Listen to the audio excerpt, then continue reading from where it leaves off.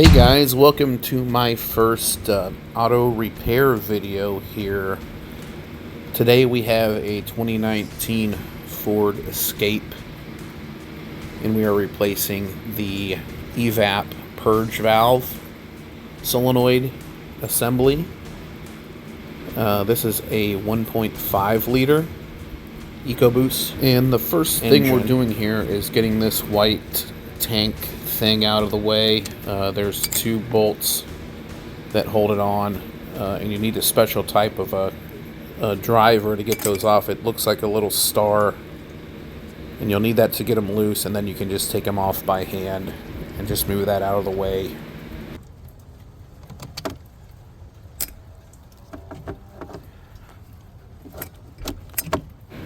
Next up here, there's this electrical connector that you'll have to unplug. There's a little clip you have to press on, and it'll pop right out.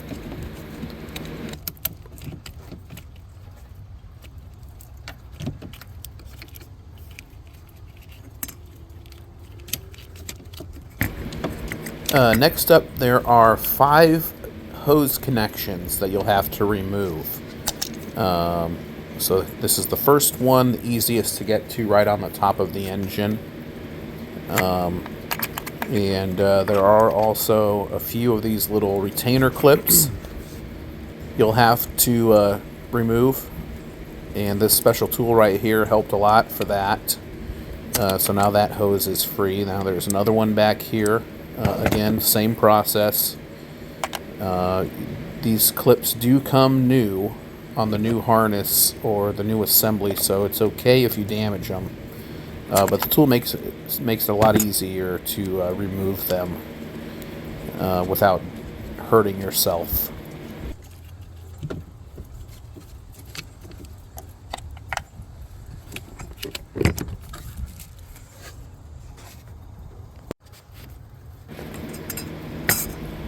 So now we're going for the two ones back at the rear right side of the engine, and by right side I mean as you're sitting in the driver's seat, it would be on the right side.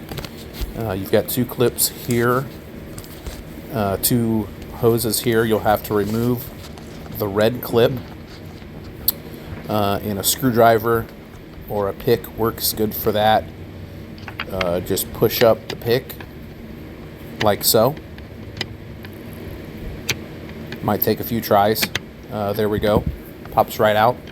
And once that clip is out, there's a tab on the back side that you'll press in on, and it will release, and you can pull the hose off of the fittings. So unfortunately here, I didn't know that at the time due to some bad advice I got on some other YouTube videos I had searched to replace this part. So here I am, I'm trying to get in there with a needle nose pliers. Other videos recommended using a pick, but in reality all you need to do is once you've removed that red clip, there's a little tab on the back side. You press that in and it will release the fitting. Here we're going to go in and try and push on that tab. I tried a screwdriver at first, but it's better just to get your hands in there. Use your hands, push it in like so, and boom, there you go. Comes right off. Same thing with the other one. There we go. Both of those hoses are now free. There we go. There's a little more clear shot of both of those hoses, and no longer attached. At this point, I accidentally dropped my phone deep down into the engine compartment, and struggling right now to retrieve it. I had to get a grabber tool actually to get down and pull it out, but I made it out finally.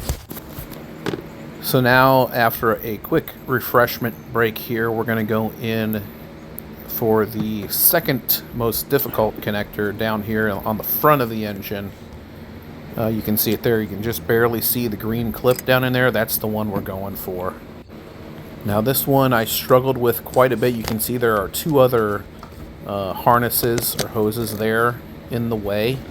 At first I attempted a screwdriver to get that retaining clip off of there, but there just wasn't any real good way to go about it. Next, I'm coming in here with a pick, and not much luck with the pick either after a few attempts here. But we're in too far to turn back at this point, so we have to keep soldiering on. Here we go. I almost got a piece of it there that time, but just it's not in a good spot, and eventually decided that I was going to have to do something to get better access down there to that fitting. Fairly frustrating, but that's just part of working on cars. You're going to run into obstacles, and you're going to need to overcome them.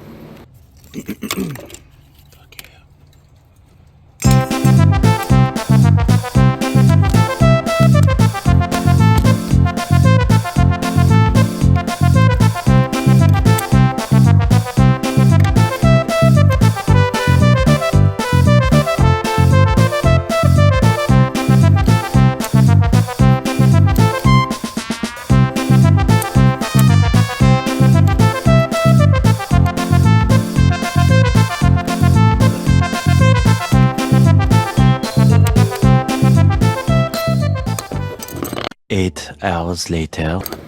So finally, after about 5 minutes of struggling, I figured out that you could unclip that harness there, which is clipped in place down by the engine, and also this second harness there is another clip, and we'll grab our tool here, our retainer clip tool, and pull that off.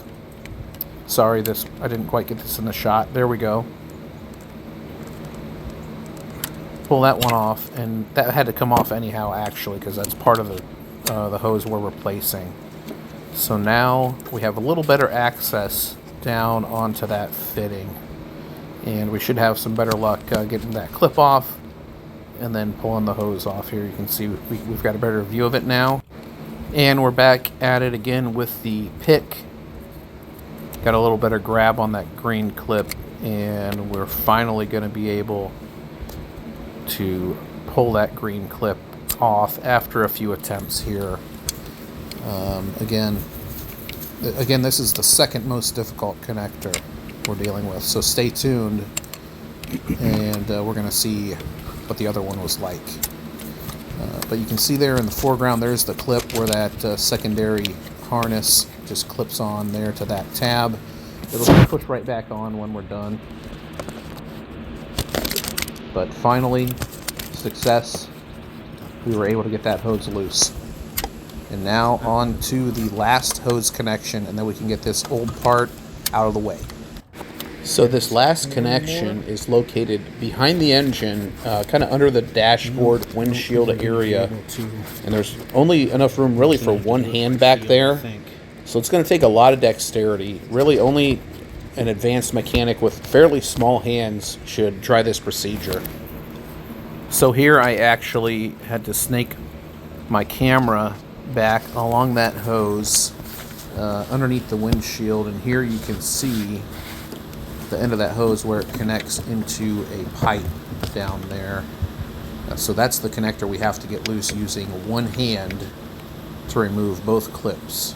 So at this point, I don't have much video footage of that, but there we go. We finally got it loose, and now we can start pulling it out and removing the entire component. This part was a little bit of a pain in the ass because the hose is very stiff, and it would keep getting caught on different components back there. Finally, we pulled it out there, and there it is.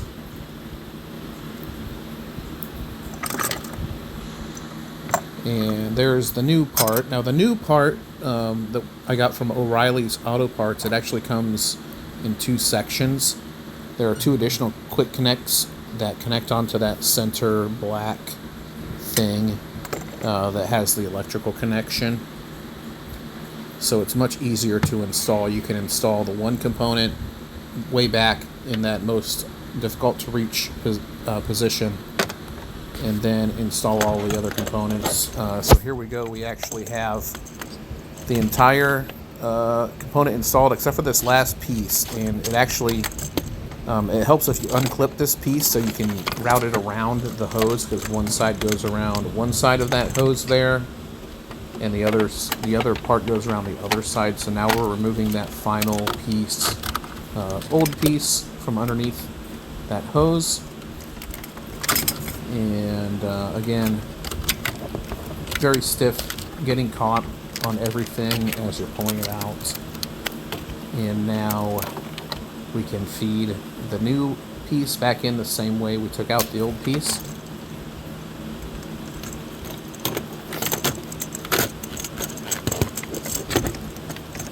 And this was fairly straightforward, fairly easy. Now we have our two connections back behind the engine. Now these were a little hard to get back on. You have to get them pretty square, and you have to apply quite a bit of pressure to get them clipped into place here. So here we go, attempting a few times unsuccessfully, and finally, bam, right down on there. So those two back ones are now clipped in, and at this point I think I accidentally put my phone in my pocket there, but we're back at it. Here's the one on the front of the engine. Again, a lot easier to install than it was to remove on that one. Pretty straightforward, and that time I thought I had it clipped in. Always want to test it and make sure, pull on it and make sure it is locked in, because that first time I thought I had it and it pulled right back out. So here we are, ready to install this back in. Now the new component comes with a new rubber isolator and a new clip to install into that